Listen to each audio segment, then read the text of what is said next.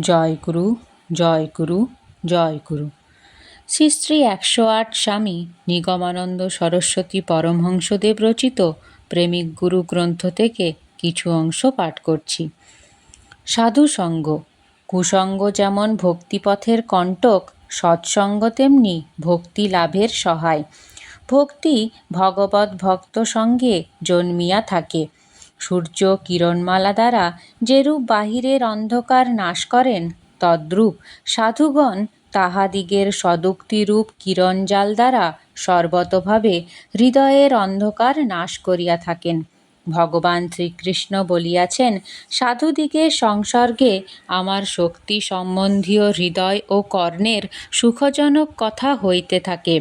সেই কথা সম্ভোগ করিলে শীঘ্রই মুক্তির পথে ক্রমে ক্রমে শ্রদ্ধা, রতি ও ভক্তি উৎপন্ন হইয়া থাকে।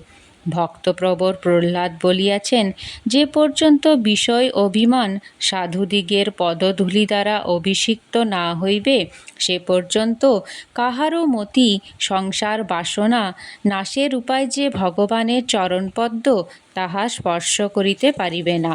কাজেই ভক্তি সাধন করিতে হইলে সর্বদা সৎসঙ্গ করা একান্ত কর্তব্য। জীবন ধারণের কার্যকাল ব্যতীত যখনই অবকাশ হইবে, তখনই সাধু সঙ্গবাসে শ্রী ভগবানের গুণগান করিবে। কেননা ভগবৎ চিন্তা হইতে বিশ্রাম পাইলেই মন স্বভাবতই রজ ও তমগুণের আবেশে বিমুগ্ধ হয়। অমনি বিষয় চিন্তায় মন বিক্ষিপ্ত, চঞ্চল ও দুর্বল হইয়া পড়ে। সকল কার্য ও সকল অবস্থায় যদি ইন্দ্রিয়গণ সহ মন ভগবৎ চরণে সংলগ্ন থাকে, তবে ক্রমশ ভক্তির আবেশ বর্ধিত হয়। যতদিন চিত্তে ভক্তিভাবের উদয় না হয়, ততদিন সাধুসঙ্গে ভগবৎ গুণগান শ্রবণ করিলে ক্রমশ আসক্তি বাড়িবে ও ভক্তি দৃঢ় হইবে। তাই মহাপ্রভু শ্রী গৌরাঙ্গদেব শ্রীমুখে বলিয়াছেন, সাধুসঙ্গের প্রভাব অতি আশ্চর্য। সহস্র সহস্র বৎসর যোগ তপস্যা করিয়া যাহা লাভ হয় না, একবার সাধুসঙ্গ করিলেই তাহা লাভ হয়। সাধুদিগের দর্শন মাত্রই সমস্ত পাপ হইতে মুক্ত হওয়া যায়। গীতার শ্লোক পাঠ করিতে হয়, গোবিন্দ নাম স্মরণ করিতে হয়, তবে পাপ বিনষ্ট হয়। কিন্তু সাধুদিগের দর্শন মাত্রই কোটি কোটি তীর্থের ফল লাভ হয় এবং সর্বপাপ দূর হয়। সাধুদিগের উচ্ছিষ্ট পদধূলি ও পাদদক গ্রহণেও জন্মান্তরীণ পুঞ্জীকৃত পাপের ধ্বংস হইয়া থাকে। সুতরাং সাধুসঙ্গই ভগবৎ ভক্তির উৎপত্তির মূল কারণ। সাধুগণের সভায় হৃৎকর্ণ রসায়ন সতত ভাগবত কথার আলোচনা হয়। সেই প্রাণারাম ভগবত কথামৃত যতই শ্রবণকে পবিত্র করিতে থাকে, ততই ভক্তিমার্গে ক্রমশ শ্রদ্ধা, রতি, প্রেম প্রভৃতির উদয় হয়। অতএব সৎসঙ্গই ভগবৎ ভক্তির জনক, পোষক, বিবর্ধক ও রক্ষক। সৎসঙ্গের ন্যায় ভগবৎ ভক্তি লাভ করিবার প্রকৃষ্ট উপায় আর নাই।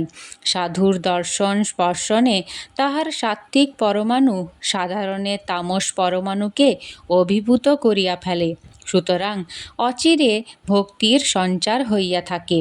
কুমারিকা পোকা যেমন অন্য পোকাকে আপনার মতো করিয়া লয়, তেমনি সাধুগণও অন্য ব্যক্তিকে অচিরে সাধুর বরণ ধরাইয়া লন। কত পাষণ্ড নাস্তিক যে সাধু সংসর্গে অমর জীবন লাভ করিয়াছে, তাহার যথেষ্ট প্রমাণ পাওয়া যায়। সাধু সঙ্গের গুণে মহাপাপীর কিরূপে পরিবর্তন সাধিত হয়, তাহার একটি উদাহরণ দিয়া এ বিষয়ের উপসংহার করিব। মহাপ্রভু শ্রী চৈতন্যদেব নীলাচলে অবস্থান করিতেছিলেন। সেই সময়ে কয়েকটি অবিশ্বাসী পাষণ্ড তাহাকে পরীক্ষা করিবার জন্য একটি রূপবতী বেশ্যাকে নিযুক্ত করেন। শ্রী গৌরাঙ্গদেব যে সময় ধ্যান যোগে ভগবানের অতুল ঐশ্বর্যে ডুবিয়া আছেন, এরূপ সময় বেশ্যাটি যাইয়া তাহার আসনে উপবেশনপূর্বক তাহার গাত্রে হস্তার্পণ করিল। স্ত্রী অঙ্গ স্পর্শ হওয়াতে তাহার ধ্যান ভঙ্গ হইল, কিন্তু তখনও তিনি একবার চক্ষু মেলিতেছেন, আবার বুঝিতেছেন। কখনো ভাবিতেছেন সেই সুন্দরতমের নিকটেই আছি, কখনো ভাবিতেছেন এ কোথায় আসিলাম। এরূপভাবে কিছুক্ষণ গত হইলে তিনি বুঝিতে পারিলেন যে নিকটে একটি স্ত্রীলোক বসিয়া আছে। মনে করিলেন, মা শচীদেবী বুঝি আমাকে দেখিবার জন্য ব্যাকুল হইয়া এখানে আসিয়াছেন। তখন তিনি ওই বেশ্যার চতুর্দিকে প্রদক্ষিণ করিতে করিতে মা মা বলিয়া সম্বোধন করিতে লাগিলেন এবং তাহার স্তন ধারণ করিয়া স্তন্যপান করিতে লাগিলেন। বেশ্যা তাহার ওই ভাব দেখিয়া তাহার সংস্পর্শে মোহিত হইয়া বলিল, আমি তোমার মা নহি, আমি দুশ্চারিণী, পাপীয়সী, তোমার ধর্ম নষ্ট করিবার জন্য প্রলোভনে মুগ্ধ হইয়া আসিয়াছি। এক্ষণে আমাকে উদ্ধার করো, নতুবা আমার গতি নাই। তখন মহাপ্রভু বলিলেন, মা, এ রাজ্যে কাহারও নিরাশ হইবার কারণ নাই। তুমি যে উপায়ে যাহা সঞ্চয় করিয়াছ এবং তোমার বলিতে যাহা কিছু আছে তৎসমুদয় গরিব দুঃখীকে দান করো তো মস্তক মুণ্ডন করিয়া আমার নিকট আইস। তাহার পর তোমার উপায় বিধানকল্পে যাহা করিতে হয় তাহা আমি করিব। বেশ্যা এই কথায় প্রবুদ্ধ হইয়া আপন আলয়ে যাইয়া গরিব দুঃখীকে যথা সর্বস্ব বিতরণ করত মস্তক মুণ্ডন করিয়া আসিলে দয়াল মহাপ্রভু তাহাকে হরিনাম মহামন্ত্রে দীক্ষিত করিলেন। সাধু সংস্পর্শে দেহ বিক্রয়কারিণী বেশ্যার ঘৃণিত জীবন মধুময় হইয়া গেল। তাহার পর হইতে বেশ্যা পরমা ভক্তির অধিকারিণী হইয়াছিলেন। সাধু সঙ্গে কি উপকার হয় পাঠক বুঝিয়াছ? সাধু ব্যক্তির জীবনী আলোচনা, সদ্গ্রন্থ পাঠ, পবিত্র চিত্রদর্শন, ভগবৎ কথা আলোচনা এবং তীর্থ ভ্রমণাদিও সাধু সঙ্গের অন্তর্গত। জয় গুরু, জয় গুরু, জয় গুরু।